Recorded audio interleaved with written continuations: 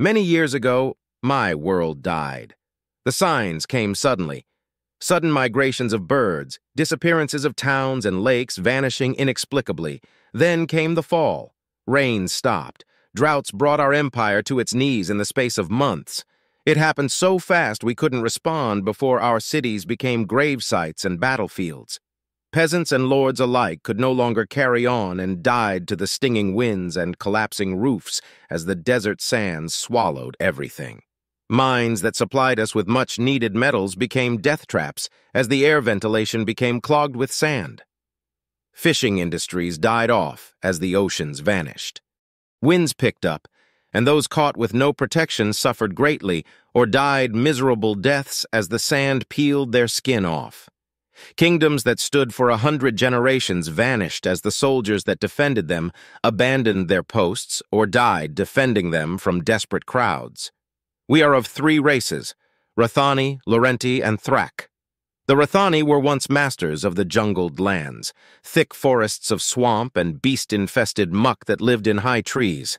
The Laurenti are small, dwarf-like beings that were the shortest of all, lacking in brutality but making up in intellect, their great sky towers the envy of the world. The Thrak are my people, a middle ground of farmers, miners, and scholars simply making our way in the world. A harrowing tale of sadness and survival followed with us for the next 10 years after our last city was swallowed by the sands. The Rathani were the first to abandon their homes. Their tall bodies and thick hides could withstand the burning sands by huddling together during storms, their backs to the desert as they used each other as cover. The men would all form a circle around a hole dug into a camp before the storm, put their heads down, and use their own bodies as shields to cover their families from the scouring storms. Their skill in hunting provided much-needed meat from the horrors that now scoured the deserts. The Laurenti used their great craftsmanship to create temporary shelters and tents that could withstand the sands, clothes that would stop the burning storms. Men would use their own bodies as tent pegs to hold the fabric and leathers aloft, to keep the women and children safe from the storms as the winds relentlessly attacked them. While the storms raged, each man took his turn against the storm, a new man replacing one who fell from pain while others were cared for in the center. Their craftsmanship rivaled all, and would use this to effect to create a nigh unbreakable tent structure. The Thrak survived by using the sand dunes to shield us from the sands, using clothes or our own bodies to create makeshift camps, protecting us from the great storms. Cramped quarters and careful coordination forced us to carefully manage what resources we had. The men held our tents steady. The women quickly stitched fabrics torn from the winds, or helped drag their husbands to apothecaries as they fell from exhaustion. Thrak farmers would carry along with them small pots of plants they used to grow a meager food source. Our numbers dwindled to barely a tenth of what they were within the first 5 years. We saw no need to fight each other, no need for conflict. At this point, it was all together or all to the grave. What began after this was the key to our survival. Rathani men were our wall, protecting us from the desert predators and burning sands. They held up tents and used their own muscles to carry wounded from their posts and shielding all of us from the storms when we couldn't put up tents in time for sudden storms. Thrak workmen and farmers would grow our food and water supplies, easing the use and transport of goods, the plants they grew becoming staple food sources and sources of the fabrics we used in tents. Our doctors were the best of all and could heal whatever wounds the desert inflicted.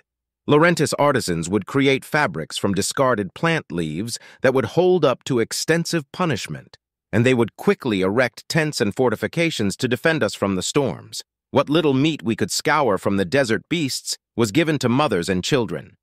The rest of us survived on a mushroom that was nutritious and gave us what we needed to survive, grew anywhere and fast, but was disgusting in flavor. After around 5 years of work, we had created a system where we could work together flawlessly to survive the storms, but to become prosperous was something that became nearly impossible. And so this continued. For 15 more years, we would march on the sands, surviving against all odds. Every storm that came, we would hold fast, but we were losing hope.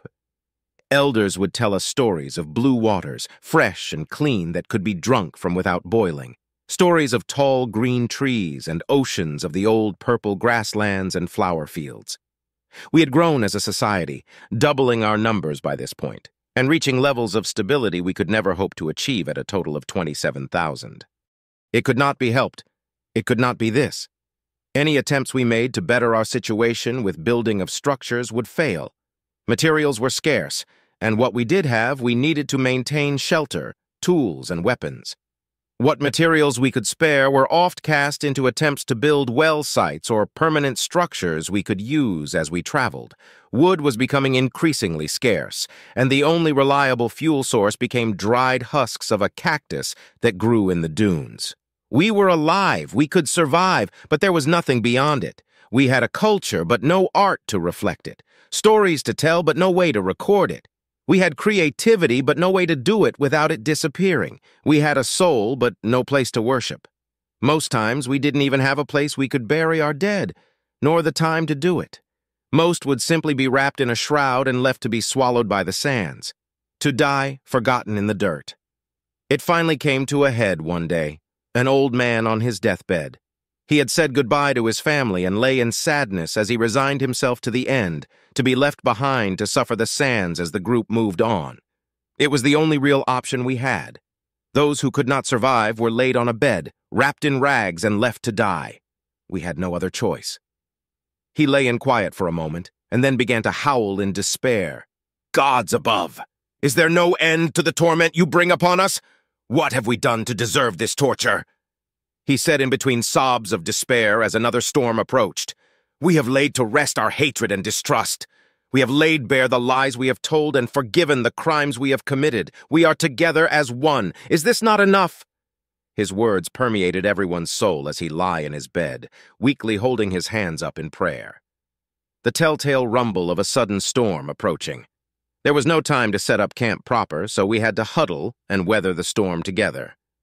Ratani men gathered around us and held the group together with practiced precision. Tents and what rags could be found quickly used to huddle children and mothers to cover them from the storms. "Please, gods above, please, I use my last breath to beg forgiveness. What more do you want us to do? We can build no temples to ask you for help as the sands destroy them and bury them. We have done all we can and can do no more. Please, we beg you for mercy," he yelled out as the thunderous roar approached. "Please, give us anything. I want my family to feel grass under their feet again." He choked and sputtered. It was any moment now. "I would give anything." He coughed and sputtered. "To see my family smile again?"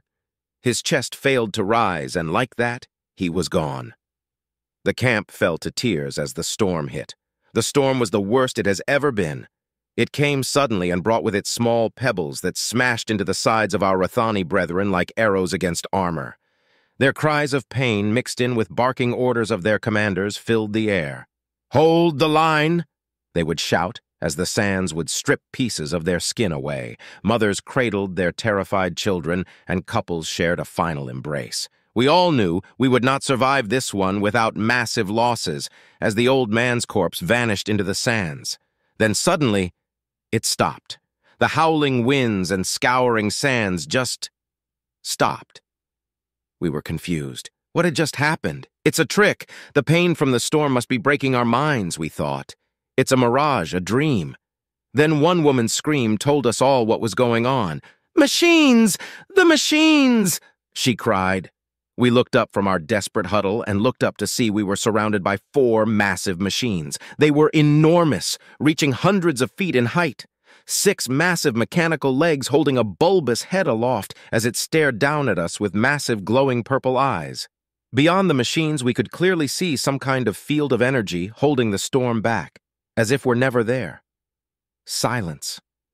Naught but dead silence for many minutes as we stood in reverent awe at the sight.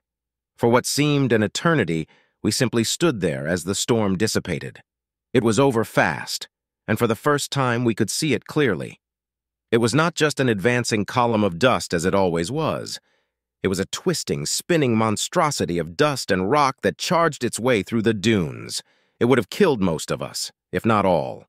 A shadow slowly cast itself on the ground, covering us completely as if a god was reaching his hand across the sky to shield us from the burning sun. We looked up to see a ship. A massive ship, miles long, slowly lumbering its way effortlessly through the dusty skies and coming to a rest between two of the machines. We were stunned silent, no concept of what we were seeing. What was this? Within moments of this massive ship landing on the sands with a loud thud, a ramp opened up, and down this ramp walked a bipedal creature clad in reflective black armor. It was covered in strange symbols and insignias, looked to be made of a strange reflective metal, and had on its head a glass covering what we presumed to be its face. It held by its left side with its 5-fingered hand a strange rectangular item. A book? This creature moved to the end of the ramp, stepping on the sands, and stood there. It then used a hand to gesture one of us to come forward. That one was me. I broke the line, using the moment of confusion, and approached the creature in a daze. By the time I was noticed, it was too late to come get me if something went wrong. I was mystified, entranced. The silence of the past storm must have broken me. This creature was around 3/4 the size of a Rathani, so only slightly taller than me. He looked down and held the book in front of him, opening it to the first page. It was made of a metallic substance. He opened the first page to show a beautiful drawing of this very moment. He looked at me expectantly, and I blinked. He turned the page and showed another drawing, this time with 2 bubbles emanating from our images. One had symbols of triangles and squares, the other had symbols of X's and Y's. He turned the page, and it was a picture of some strange device in his hand. He turned the page again and showed a picture of him showing my character how to fit it onto his head. The next page showed the 2 characters speaking again. This time, both speech bubbles were in the same pattern of X's and Y's. I got the general idea and smiled. He took this as a sign I understood and handed me the device in the picture. I fumbled a bit, and it was a bit uncomfortable. But after he adjusted the device a bit to fit me better, I could get it on me. "Hello, do you understand me?" he said. "Yes, I do." "Who are you?" I asked, able to understand each other perfectly. "My name is Julius. I am human." "Whoa, why are you here? What is this?" I asked, perplexed. He reached down to his arm and pressed a button, and the doors to his ship opened at the top of the ramp. Salvation. He turned the page of the book, showing an illustration of our people running into the ship. He turned the page again, showing pictures of us eating hearty meals, sleeping in warm beds. More pictures followed as he told a story without saying a word, as our people traveled the stars in his ship, growing, prospering, learning his technology and machines.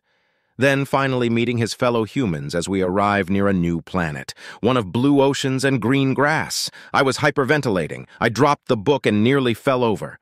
I quickly turned to my people. I had at that moment the biggest smile I could muster plastered across my face. I held my hands out and yelled out to all. My words echoed through the world. "Salvation!" I screamed, then stood aside to help usher my fellows on board. We were safe. "Jupiter Drive Yards Emergency Hotline, how may I direct your call?" A delightful, happy voice responded as I finished my count of the souls on board. "CIS Cassandra's Kiss reporting. Please direct me to your Colony Rights Purchasing Department." I replied calmly and with as friendly a tone as I could, considering the stress. "Okay, one moment, please." I rolled my eyes as I was put on hold, having that terrible music played over the line. Jesus, it's 3183, and we still use elevator music from the 1960s. The line suddenly screeched, and a male elderly voice spoke next. "I am Ambassador Jeremiah Sorensen. I represent Jupiter Drive Yards and its subsidiaries. How may I help you?"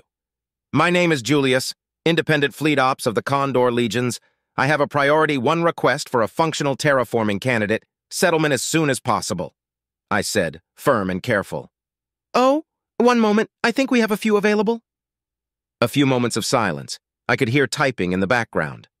"Oh, more than a few. We have an S3 planet with a nitro-oxy atmosphere and stable biosphere with limited but active life. Minimal predators. It has just been cleared for settlement," he said, sending me the data. "Please hold. I need to see the data and compare."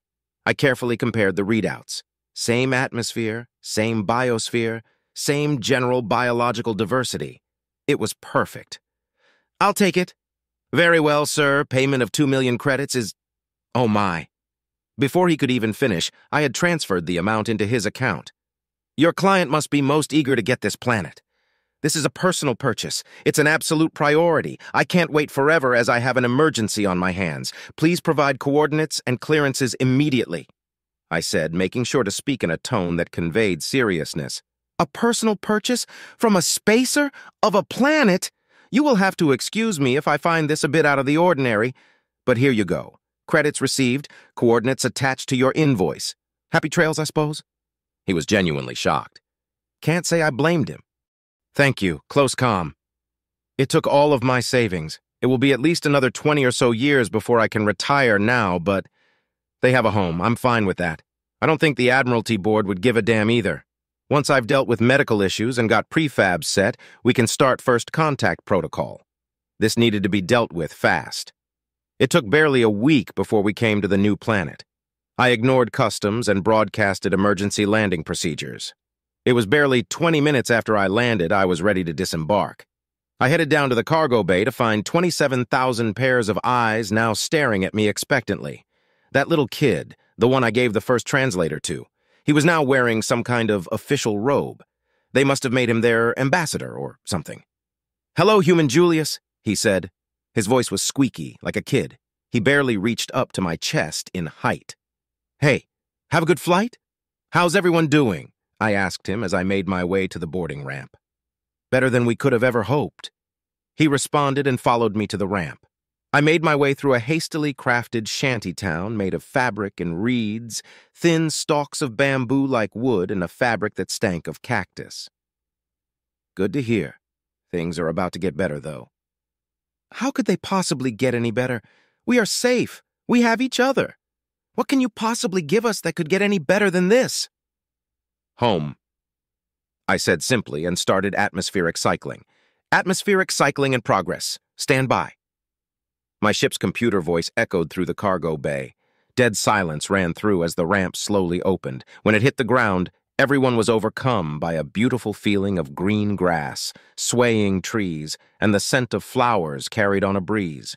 I took my helmet off, showing the little creature my face for the first time. I smiled at him. It took all I had, plus supplies. I'm not going to make my next delivery, and I'm more than likely not going to retire for a few hundred more years, but... Welcome home, friend. I extended my hand for a handshake. He lunged forward and hugged me instead. Worth it.